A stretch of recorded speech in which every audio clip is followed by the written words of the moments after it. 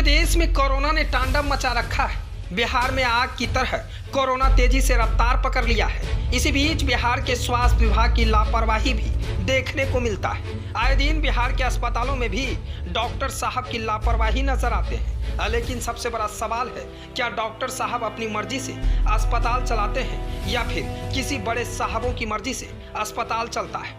दरअसल मामला बिहार के पूर्णिया से जुड़ा है। जिले के बनमनखी अनुमंडलीय अस्पताल में एक बार फिर लापरवाही देखने को मिला है। अनुमंडल क्षेत्र के सरसी निवासी पूनम देवी पति राजू मल्लिक अनुमंडलीय अस्पताल में गर्भवती महिला का प्रसव कराने शाम के 5:30 बजे बनमनखी अनुमंडल अस्पताल में एडमिट हुआ। 1.5 घंटे बाद डॉक्टर साहब ने आनन फानन में आकर शाम के 7 बजे सदर अस्पताल पूर्णिया यह कहकर रेफर कर दिया कि आपका प्रसव सीजर करके होगा। यहाँ सीजर की कोई व्यवस्था नहीं है। पीड़ित महिला को एम्बुलेंस तक उपलब्ध नहीं कराया गया। अनुमंडलीय अस्पताल से गर्भवती महिला आशा के साथ बनमनखी रेलवे जंक्शन पहुंचने के तुरंत बाद ही महिला ने बच्चे को जन्म दिया। सवाल उठता है कि बनमनखी अनुमंडलीय अस्पताल में सारी सुविधाएं हैं, तमाम कॉलेजें भी हैं और तमाम पढ़ाई की सुविधा भी है, अस्पताल भी है, लेकिन उपलब्ध होने के बावजूद भी समुचित व्यवस्था नहीं है। आशा मधुबाला देवी ने बताया कि डॉक्टर ने कहा सीरियस केस है, सीजर के द्वारा डिलीवरी होगा। बनमनखी अनुमंडलीय अस्पताल में व्यवस्था नहीं है। पूर्णिया सदर अस्पताल ले जाओ। मेरे साथ कोई गार्जियन नहीं है होने के कारण मैं ट्रेन पकड़ने स्टेशन पहुंची। इस तरह की घटना अस्पताल में आम बात हो गई है। आपको बता दें कि प्लेटफॉर्म नंबर 1 पर गर्भवती महिला पूनम देवी ने बच्चे को जन्म दिया। अगर गर्भवती महिला के साथ कोई अनहोनी हो जाए तो इसका जिम्मेवार कौन होता? हमें बिहार के सिस्टम पर गर्व है। अब आप सोच लीजिए कि हम ऐसा क्यों कर रहे हैं। जरा सोचिए, उन मरीजों को डॉक्टर साहब इलाज के बदले जवाब दे देते हैं, यहाँ तुम्हारी इलाज नहीं हो पाएगी, यहाँ पर कोई व्यवस्था नहीं है। जब अनुमंडलीय अस्पताल है तो क्या वहाँ व्यवस्था नहीं होगा? अगर होगा भी तो डॉक्टर साहब ने उनकी इलाज क्यों नहीं किया?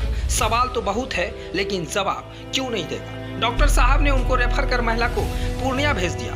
पूर्णिया ने जैसे ही महिला वहां से निकली तो उनके साथ कोई लोग नहीं थे और वो बनमनखी के रेलवे स्टेशन पहुंचते हैं और वहां पर ही बच्चे को जन्म देता है। सिस्टम पर सवाल उठता है, लेकिन जब बच्चे को वहां पर जन्म देता है तो बच्चे को फिर ले जाने के लिए सिस्टम ने एम्बुलेंस तक मुहैया नहीं कराती है। इसकी जानकारी मिलते ही रेलवे पुलिस के अधिकारी मौके पर पहुंचे और उसके बाद नेता भी पहुंचने लगे। जब अस्पताल पहुंचे तो ना ही किसी बेड पर चादर की व्यवस्था देखी गई। जब मीडिया ने कैमरे में इसे कैद किया तो स्वास्थ्य कर्मियों ने उपचार शुरू कर बेड पर चादर की व्यवस्था होने लगी। सवाल सिस्टम पर उठता है, जहां डॉक्टर ने सीरियस मामला बताकर रेफर कर दिया। नॉर्मल डिलीवरी हुई, ना ही प्रसव रूम में साफ सफाई की व्यवस्था देखने को मिला। एक तरफ कोरोना तेजी से फैल रहा है, जहां स्वास्थ्य विभाग अनदेखी कर रही है। अनुमंडलीय अस्पताल के डॉक्टर जितेंद्र कुमार ने बताया कि बच्चा कहां हुआ मेरी जिम्मेवारी नहीं है। जब मैंने गर्भवती महिला एग्जामिन किया तो बच्चा फंसा हुआ था। ऐसे स्थिति में सीजर कर प्रसव होगा। अब यह कैसा कहां गई और हमें मालूम नहीं है। अब आप सोचिए कि इस सिस्टम पर गर्व होगी? हाँ, क्यों नहीं, गर्व होना चाहिए, क्योंकि सिस्टम का सवाल है और सवाल का दावा कोई नहीं देता है। जवाब तो हम लेंगे ही, आखिर जवाब देना भी पड़ेगा। इस तरह ही अस्पतालों में गरीबों की मौत होती रहती है, लेकिन उसे देखने वाला कोई साहब नहीं होते। बनमनखी से विजन न्यूज के लिए बिट्टू कुमार की रिपोर्ट। इसकी जवाबदेही मेरे पास नहीं है। आपने ही तो ये सर रेफर किया, आपने ही रेफर किया है पूर्णिया सर। हाँ, मैंने रेफर किया जी हाँ।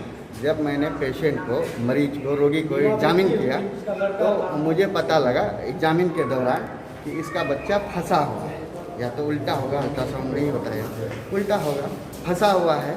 कई दफ़ा प्रयास करने के बावजूद भी नहीं हो पाया। काफ़ी देर से एडमिशन 2-3 घंटे पहले उसका मरीज का हो गया था। उसमें पेशेंट पीड़ा में थी।